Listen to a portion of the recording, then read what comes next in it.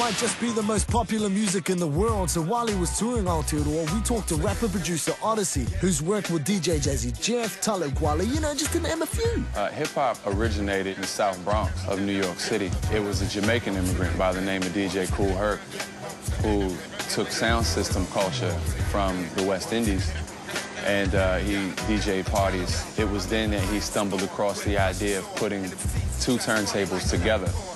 All of the songs that he would be spinning at that time would have certain points where the beat would break down, thus called a beat break, and that would be the part where, you know, people would dance and really get down and have fun.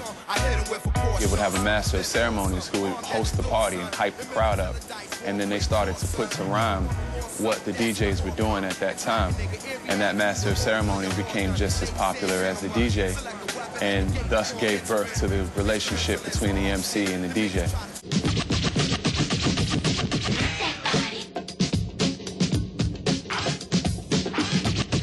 A lot of the artists that you listen to today, even themselves may not know, but they have been influenced by the forefathers that came before them.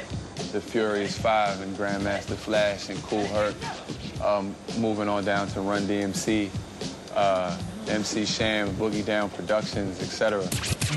Yo. His palms are sweaty, knees weak, arms are heavy. There's vomit on his sweater already. Mom's spaghetti. I'm like up to go, like up. Take your pick, check some, take some, sure done.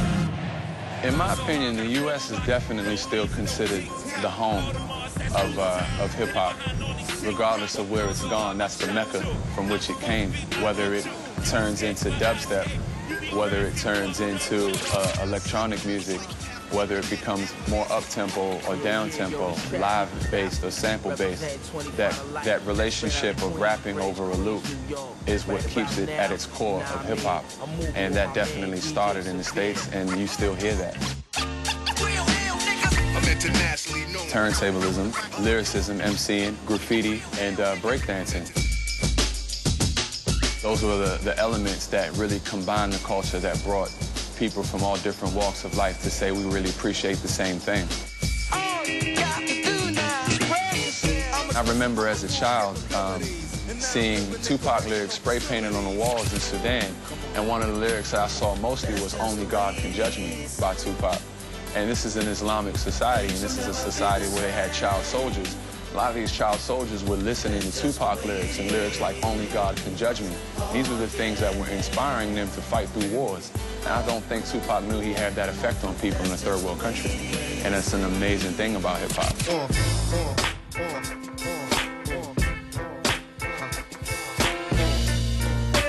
Definitely some artists that I think you should have in your handbook of Hip-Hop 101.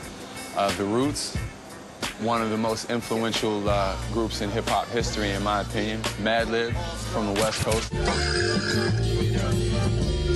He's a real student of digging in the crates, so to speak, which is the art form of hunting for records to find really rare samples. Jay Dilla from Detroit.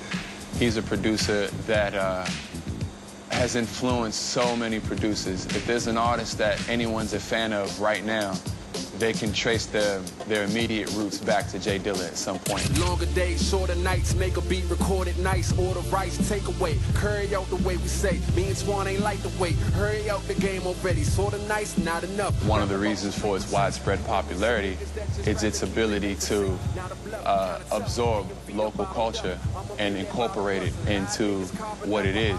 So hip-hop is very, very flexible. It has this ability to change no matter where it is.